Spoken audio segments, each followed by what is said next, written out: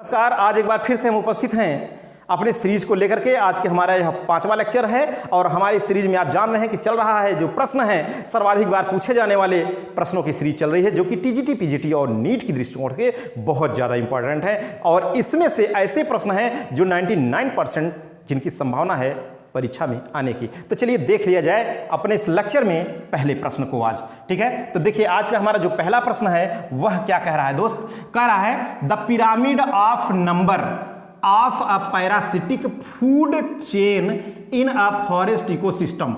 कह रहा है कि वन पारिस्थितिक तंत्र के परजीवी भोजन श्रृंखला की संख्या पिरामिड होता है।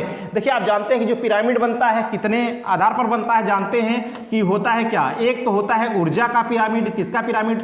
ऊर्जा का पिरामिड। दूसरा होता है जीव भार का पिरामिड और संख्या का पिरामिड। जीव संख्या का पिरामिड 3 प्रकार का बनता है। ठीक है, अगर इस पिरामिड में आप जानते हैं कि बेस, हमारा जो बेस है, आधार है, इनमें संख्या ज्यादा होगी या भार ज्यादा होगा तो इसका जो ये देख रहे हैं आप लंबाई ज्यादा हो जाएगी। जैसे जैसे कम होगा ऊपर ये देख रहे हैं आप कि ये कम होता चला जाएगा। ठीक है, तो अगर ऐसा बन रहा है तो इसे हम कहते हैं सीधा पिरामिड। सीधा इसे कहते हैं क्योंकि पिरामिड की संरचना ऐसे ही होती है। ठीक है, अगर इधर 1 है संख्या, 2 है, 3 है, 4 है, इसमें तो कहेंगे सीधा, जीव संख्या का सीधा पिरामिड। अगर यही उल्टा हो गया तब हम इसे कहेंगे क्या? उल्टा। ठीक है, तो कह रहा है कि वन पारिस्थितिक तंत्र में परजीवी भोजन श्रृंखला की संख्या पिरामिड होता है। कैसा होता है? कह रहा है ऑलवेज इनवर्टेड होता है, सदा उल्टा होता है। ऑलवेज अपराइट होता है, सदा सीधा होता है। Mixture of inverted and upright, उल्टा तथा सीधा का मिश्रण। Sometimes inverted and sometime upright, ऐसा कह रहा है। देखिए हम आपको सबसे पहले यहां बताना चाहेंगे कि देखिए यह है जंगल में, सब आप जाएंगे वन में सबसे पहले तो होगा वृक्ष, और वृक्ष होगा, वृक्ष की जो संख्या है 1 होगी और एक ही वृक्ष पर ढेर सारी चिड़िया बैठेंगी। अब ऐसा तो है कि नहीं कि चिड़िया के ऊपर वृक्ष बैठ जाएगा, ऐसा होगा क्या? नहीं ना। तो आप जानते हैं कि वृक्ष के ऊपर चिड़िया बैठती है। ठीक है, ये चिड़िया हो गई और एक चिड़िया में एक चिड़िया है, उसमें उसकी पंख के नीचे जूं, चीलर, खटमल कई घुस जाएंगे। ठीक है, खटमल के ऊपर तो चिड़िया बैठेगी नहीं। ठीक है, तो आप जान रहे हैं कि अब चिड़िया की संख्या जो है कम होगी, इनकी ज्यादा होगी। ठीक है, तो इसे आप प्रोड्यूसर है, यह क्या है? प्लांट्स प्रोड्यूसर है। इनकी संख्या 1 है और चिड़िया की संख्या मैनी है, ढेर सारी है। और जो सेकेंडरी कंज्यूमर हैं तो इनकी संख्या मोर एंड मोर। ठीक है, ज्यादा ज्यादा है।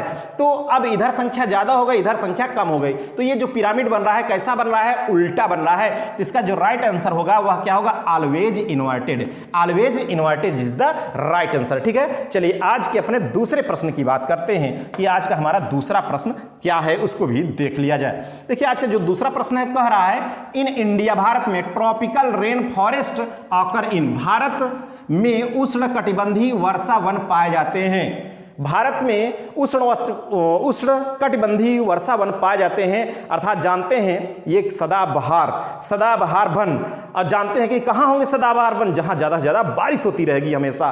ठीक है, तो ऑप्शन दे रखा है कि जम्मू कश्मीर में होंगे सदाबहार वन? नहीं, क्यों? बर्फ ही बर्फ पड़ती रहती है और बर्फ ही से ढक जाएंगे आप। ठीक है, तो नहीं, इतना नहीं होगा भाई। ठीक है, अंडमान, अभी बता रहे हैं अंडमान, उत्तर प्रदेश में ऐसा कुछ है का लगातार वर्षा होती है? नहीं ना। और हिमाचल प्रदेश, अब आपको बता दें ये प्रश्न आप देख रहे हैं कितनी बार पूछा गया है, इसका कंफ्यूजन आप दूर करिएगा। कहीं कहीं आप देखेंगे तो वहां लिख रहा है हिमाचल प्रदेश। ठीक है, लेकिन नहीं, इसका जो राइट आंसर है वह क्या है? 20 द राइट आंसर। ठीक है, 20 का सही उत्तर है। अब चलिए देख लेते हैं इसको, इसके उत्तर में हम आपको दिखा दे, थोड़ा सा क्लियर करा दे। देखिए यह रहा, आप इंडिया के मैप को अगर ना देख पाए हो तो हम देखिए थोड़ा सा इसे बना देते हैं जल्दबाजी में, और उम्मीद करता हूं कि आप समझ पाएंगे। यहां पर देखिए जो ग्रीन दिख रहा है दोस्त, ये ग्रीन वो क्या है? वो है ग्रीन पूरा सदाबहार वन। ठीक है, उष्णकटिबंधीय क्षेत्र। तो यह जो हम बना रहे हैं फिगर, ये है इंडिया। क्या है दोस्त?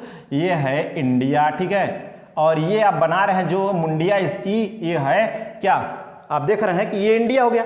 अब यहां पर जो ग्रीन क्षेत्र हैं, आप जानते हैं कि ये ट्रॉपिकल एवरग्रीन फॉरेस्ट है, जो ग्रीन से हमने दिखाया है जो पोर्शन है ट्रॉपिकल रेन फॉरेस्ट है, ठीक है, ट्रॉपिकल रेन फॉरेस्ट है, तो उस ऑप्शन में हमारे नहीं है, ठीक है। तो यहां पर जो है हम आपको बता दें इसका जो राइट आंसर था हमने बताया था क्या है, अंडमान। क्या है दोस्त, अंडमान, ठीक है, Andaman is the right answer. चलिए अगले प्रश्न की हम बात करते हैं कि अगला प्रश्न क्या है, उसको भी देख लिया जाए। देखिए अगला प्रश्न कह रहा है red rust of T is caused bye, जो चाय की लाल किट व्याधि का कारक है, लाल किट जो रोग होता है चाय में किसके कारण होता है, कह रहा है यूरोमाइस्टिस, हेमिलिया और सिफेल्यूरस और क्रोनार्टियम, ठीक है। तो किसके कारण आप देख रहे हैं कि कितनी बार यह ज्यादा प्रश्न पूछा गया है। ये तो आप जानते हैं कि बार बार अभी पिछले लेक्चर में हम जो लेकर चल रहे हैं उसमें भी यह था, ठीक है। तो जो रेड रस्ट ऑफ टी है यह किसके कारण होता है, यह होता है सिफेल्यूरस, ठीक है, किसके कारण, सिफेल्यूरस एल्गा के कारण होता है,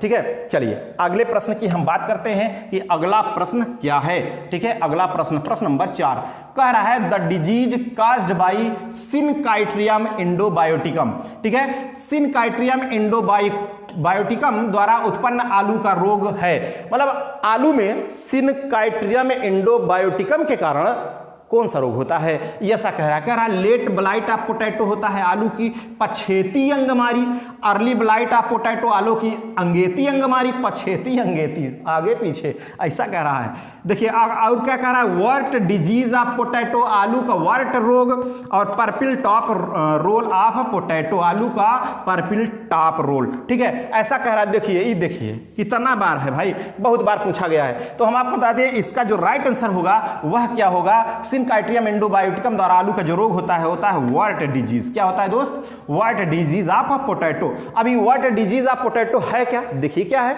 हम आपको बताते हैं ये क्या है, कैसा होता है आलू में जब भी रोग होता है। ये देखिए आलू में वर्ट जो होता है, वर्ट डिजीज उसके तना, ये आलू का क्या है, ट्यूबर है ना, तना है।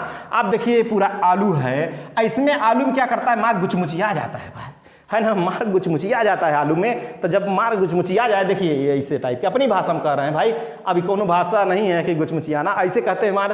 तो इस तरीके से जब आलू में इस तरीके से जब बन जाती है कंडीशन, तो इसे कहते हैं वर्ट डिजीज। क्या कहते हैं, वर्ट डिजीज कहते हैं, ठीक है। यह है आलू का वर्ट डिजीज जो होता है सिनकाइट्रियम इंडोबायोटिकम के कारण, ठीक है। चलिए अगले प्रश्न की हम बात करते हैं कि अगला प्रश्न हमारा क्या कह रहा है। प्रश्न नंबर 5 देखिए, कह रहा लेट ब्लाइट ऑफ पोटैटो, अभी सिनकाइट्रियम इंडोबायोटिकम के कारण व्हाट डिजीज हो रहा था, आप कह रहा है late blight of potato is caused by, आलू की पिछैती झुलसा का कारण है, पिछैती झुलसा।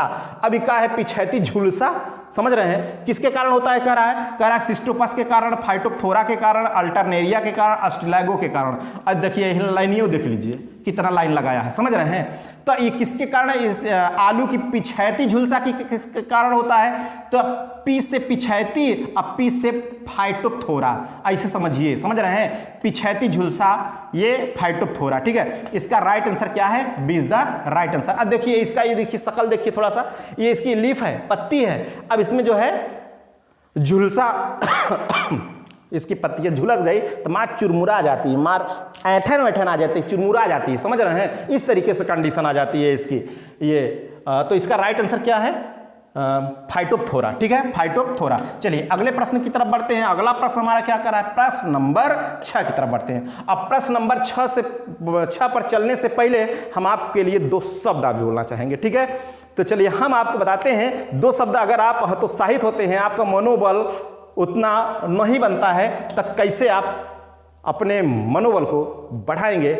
हम आपके लिए 2 शब्द कहना चाहेंगे कि हौसलों की तरकस में कोशिश का वो तीर जिंदा रखो, हौसलों की तरकस में कोशिश का वो तीर जिंदा रखो, हार जाओ जिंदगी में चाहे सब कुछ, हार जाओ चाहे जिंदगी में सब कुछ, मगर फिर से जीतने की उम्मीद जिंदा रखो, फिर से जीतने की उम्मीद जिंदा रखो, ठीक है।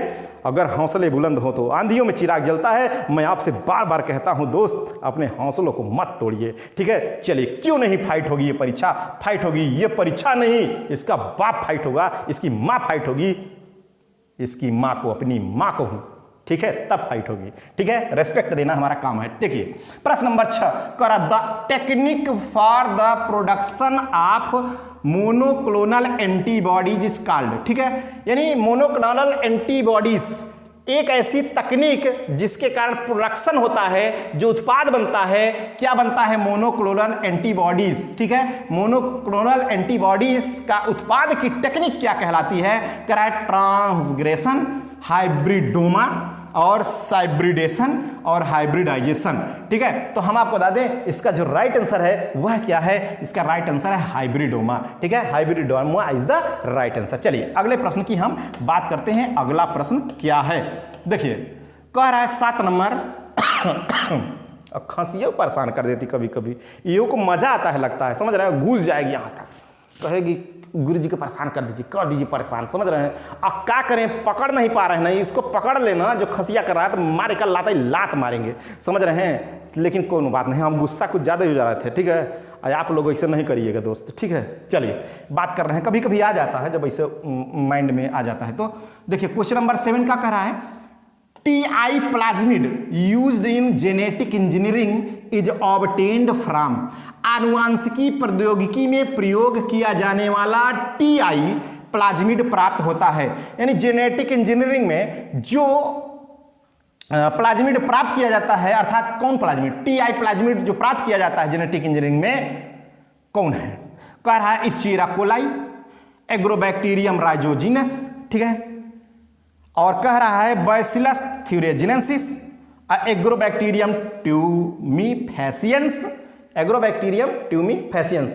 और यही सही उत्तर है, D is the right answer, Agrobacterium tumefaciens. ठीक है, ये जेनेटिक इंजीनियरिंग द्वारा TI प्लाज्मिड है जो प्राप्त किया जाता है। चलिए अगले प्रश्न की तरफ बढ़ते हैं। अगला प्रश्न क्या कह रहा है, अगले प्रश्न को भी देखते हैं। प्रश्न नंबर 8 देखिए क्या कह रहा है, transgenic plants are produced by. Transgenic पादप उत्पन्न किए जाते हैं। ट्रांसजेनिक पादप किसके द्वारा उत्पन्न किए जाते हैं? कह रहा है इंड्यूसिंग जीन म्यूटेशन के कारण, कि अरेस्टिंग स्पिंडल फाइबर फॉर्मेशन, निर्माण में बाधा डालकर, कह रहा है डिलीटिंग सेक्स क्रोमोसोम, लैंगिक गुणसूत्रों का ह्रास करके, और कह रहा है इंट्रोड्यूसिंग फॉरेन जीन, विदेशी जीनों को प्रविष्ट कराकर। तो किसके द्वारा भाई जो ट्रांसजेनिक पादप हैं और किसके द्वारा ये उत्पन्न किए जाते हैं? तो ये जो उत्पन्न किए जाते हैं, ये इसका राइट आंसर है डी, इंट्रोड्यूसिंग फॉरेन जीन, विदेशी जीनों का प्रविष्ट करा करके। ठीक है, चलिए अगले प्रश्न की हम बात करते हैं। प्रश्न नंबर 9। प्रश्न नंबर 9 देखिए 9 नंबर का कह रहा है, कह रहा है 1 gene 1 enzyme hypothesis was proposed by. मतलब एक जीन एक एंजाइम जो परिकल्पना है किसके द्वारा प्रतिपादित की गई? एक जीन एक परिकल्पना, 1 जीन 1 एंजाइम सिद्धांत प्रतिपादित किया गया था। किसके द्वारा प्रतिपादित किया गया था? कह रहा जैकब मोनेड नहीं, बीडल एंड टाटम, हाँ बीडल टाटम ही है। अब भाई इसको आप रट लीजिए, जैसा भी बन सके रट लीजिए, जेब में रखना रख लीजिए, समझ रहे हैं। लेकिन आपको परीक्षा में फाइट करना है। इसका राइट आंसर क्या है? Beadle and टाटम। और अब हम ऑप्शन की बात नहीं करेंगे। ठीक है, चलिए प्रश्न नंबर 10 क्या कह रहा है? प्रश्न नंबर 10 को भी देख लिया जाए। ये 10 नंबर देखिए, ये है 10 नंबर का प्रश्न। कह रहा है the polymerase chain reaction PCR, polymerase chain reaction is a powerful technique to. यानी जो पॉलीमरेज चेन रिएक्शन है PCR एक शक्तिशाली विधि है। किसकी शक्तिशाली विधि है? किसके लिए है? कह रहा है जीन उत्परिवर्तन के लिए। ठीक है, mutate genes, amplify genes, gene प्रवर्धन के लिए, और कह रहा है इनहिबिट DNA सिंथेसिस, DNA संश्लेषण रोकने के लिए, इंड्यूस प्रोटीन सिंथेसिस, प्रोटीन निर्माण को प्रेरित करने के लिए। तो इसका जो राइट आंसर है वह है जीन परिवर्धन के लिए, जीन प्रवर्धन के लिए एम्प्लीफाई जीन्स। ठीक है, तो आज के हमारे सीरीज में दोस्त हम आपको बता दें 10 प्रश्नों को हमने शामिल किया था। मैं लेक्चर रेगुलर रख सकूं इसलिए मैंने थोड़ा सा मेहनत किया, क्योंकि आज हो रहा था कि शायद छूट जाए, लेकिन यह लेक्चर अब शुरू ही रहेगा। ठीक है, अगर आप लोग हौसला देते रहेंगे हमारा भी हौसला बढ़ेगा, तो जाहिर सी बात है आपका भी हौसला बढ़ेगा। आपका हौसला बढ़ेगा तो आपका काम ही हो जाएगा। ठीक है, तो अगर आप चाहते हैं कि आपका काम हो जाए, आप मनोबल भी बढ़ा रहे, परीक्षा फाइट हो जाए, तो आप जान रहे हैं कि हौसले थोड़े से बढ़ाएं, आप लोग थोड़ा समझिए। ठीक है, चलिए आज के हमारे इस लेक्चर में दोस्त बस यहीं तक, फिर से मिलेंगे आपके साथ नए लेक्चर को लेकर। Okay, thank you.